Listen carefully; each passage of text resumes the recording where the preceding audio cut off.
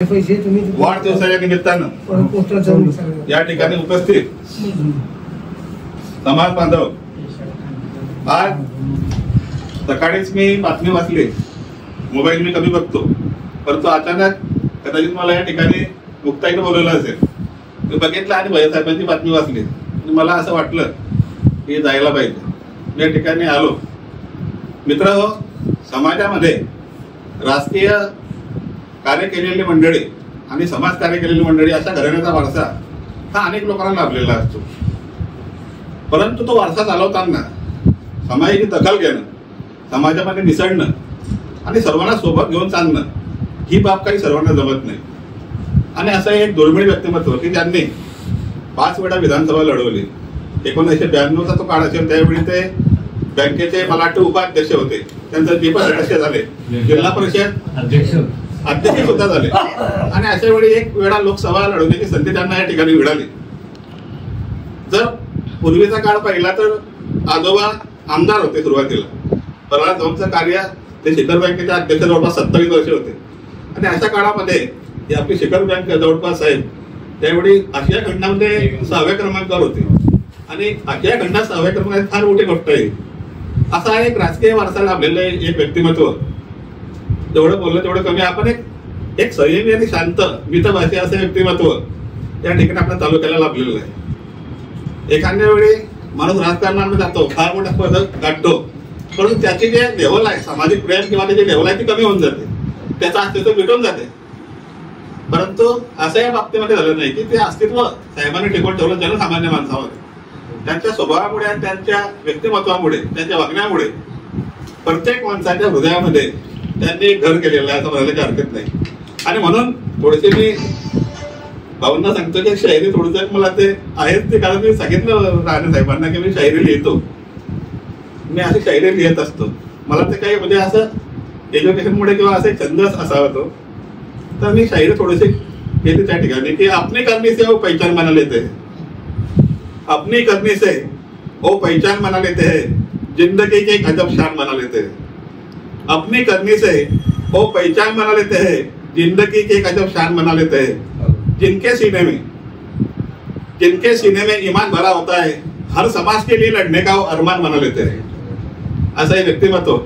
आणि बाबतीत दुसरं एक सांगतो मी की बुलंदिया तुम्हारी कदम चुमे, बुलंदिया तुम्हारी कदम चुमे, खुशियों से महके जिंदगी तुम्हारी.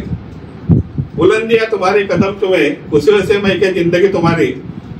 भगवान तुम्हें लंबी उम्र दे, बस यही दुआ है हमारी. मी विशेष साहेबांचे सर्वांचे आभार मानतो. आणि या ठिकाणी एक छोटे कार्यक्रम सादर केला. अशाच प्रकारे आपण यापेक्षा भविष्य कार्यक्रम पुढच्या वर्षी घेऊ आणि नियोजन करू असं मी साहेबांना या ठिकाणी, नाना साहेबांना सांगतो, विनंती करतो की एक मोठा कार्यक्रम आपण घेऊया. आणि जर कार्यक्रमाची आपण प्रसिद्धी करू, नक्कीच मोठा कार्यक्रम होईल अशी मी या ठिकाणी संकल्पना व्यक्त करतो आणि थांबतो. आदरणीय मुक्ताई संस्थानचे अध्यक्ष रवींद्र भैया पाटील यांच्याबद्दल बोलायचं झालं तर जगी ऐसा बापू बाबा, वडिलांसारखे आमच्या वडिलांसारखे असणारे बाबा यांनी आम्हाला नेहमी प्रोत्साहन देत आलेले आहे.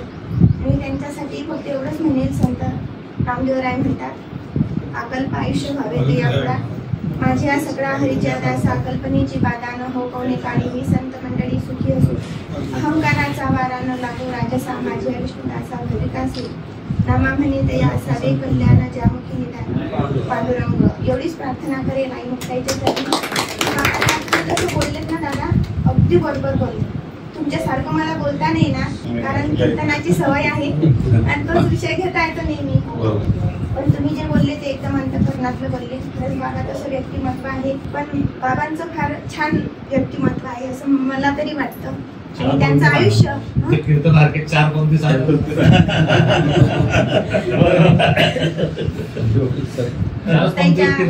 मुक्ताई त्यांना उदंड आयुष्य देव आणि त्यांची साथ आम्हाला महिलांना सुद्धा, महिलांचा खूप आदर करतात. महिलांचा सप्ताह जेव्हा झाला बाबांनी तेव्हा खंबीरपणे आम्हाला साथ दिली. आणि त्यांच्या हातून मला आता जो सत्कार त्यांच्यामुळे त्यांच्या हातून झाला त्याच्यासाठी मी त्यांची शतशः ऋणी राहील. आणि समाजातर्फे सुद्धा सत्कार केला त्या सर्वांचे ऋणी राहील. आदरणीय भाईसाहेब मुक्ताई संस्थानचे अध्यक्ष, जिल्हा बँकेचे संचालक यांचा त्यांच्या वाढदिवसानिमित्त समाजाच्या वतीने आणि इतर संस्थांच्या वतीने आपण त्यांचा या ठिकाणी वाढदिवसानिमित्त सत्कार ठेवलेला आहे. त्याचप्रमाणे दुर्गाताईंना देखील लोकमतचा एक मानाचा पुरस्कार मिळाला, त्यांचा देखील आपण या ठिकाणी सत्कार ठेवला. दोघं सत्कारमूर्ती या आपल्या समाजामध्ये एक आदर्श अशा व्यक्तिमत्व आहेत आणि त्यांच्याबद्दल या दोघं वक्त्यांनी म्हणजे ताईंनी आणि सुभाष पाटलांनी बरंचसं काही सांगितलेलं आहे. आपण सर्वजण भैयासाहेबांना गेल्या 30-35 वर्षापासून ओळखतो, त्यांना जवळून देखील पाहिलेले, त्यांचा स्वभाव, त्यांच्या वागणूक या सगळ्या गोष्टी आपल्याला माहिती आहेत. फक्त मी एवढंच म्हणेन की भैयासाहेबांचं कार्य असं चालू राहो, आई मुक्ताई त्यांना उदंड आयुष्य देव आणि त्यांच्या हातून समाजाची आणि आपल्या या हिंदू धर्माची आणि आई मुक्ताईची सेवा घडो, एवढीच मी आपल्या सर्वांच्या वतीने त्यांना प्रार्थना करतो आणि त्यांना शुभेच्छा देतो. जय हिंद, जय महाराष्ट्र. श्रेष्ठ माझ्या मंडळीमध्ये खरं म्हणजे बंटीला माहिती आहे मी वाढदिवस कधी साजरा करत नाही. बंटी माझ्या युवक काँग्रेसचं काम करत होता त्यावेळेस बऱ्याच वेळा म्हणायचा डीजे बोर्ड लावायचे, मोठा वाढदिवस करायचा, म्हटलं शो कधीच करायचा आहे. परंतु गेल्या 4-5 वर्षापासून आपण पाहतोय हे व्हॉट्सअप फेसबुकमुळे लोक आदल्या दिवशी टाकून देतात आणि नाईलाजाने का होईना तो साजरा करावा लागतो. खरं म्हणजे सर्वांचे आशीर्वाद आणि सहकार्य असल्यामुळे माणूस चांगल्या पद्धतीने घडतो. आपल्या सर्वांचं प्रेम, आशीर्वाद आणि मदत नेहमी झालेली आहे आणि नेहमी मुक्ताईच्या आशीर्वादाने स्वभाव असं बनलाय की द्वेष कोणाला करायचं, वाईट कोणाचं करायचं आणि जे असेल ते चांगलं करायचं, चांगलं पाहायचं, चांगलं घडवायचं आणि चांगली शिस्त निर्माण करायची. मला अतिशय आनंद वाटतो आपल्यासारखी प्रेमळ मंडळी सोबत असल्या कारणाने आपण जीवनात यशस्वी झालो. कुठलेही एक गोडी अजून मारा आपल्याला नाहीये, हेच खरं आपली कमाई आहे. आणि समाधानी जीवन जगत असताना समाधान हे महत्वाचं आहे. रात्री 10 नंतर ईश्वर आलेले फोन केला तर मी फोन उचलत नाही. सकाळी 4ला मी तयार असतो. हे मुक्ताईची कृपा असल्या कारणाने शेवटी आरोग्य महत्वाचं आहे.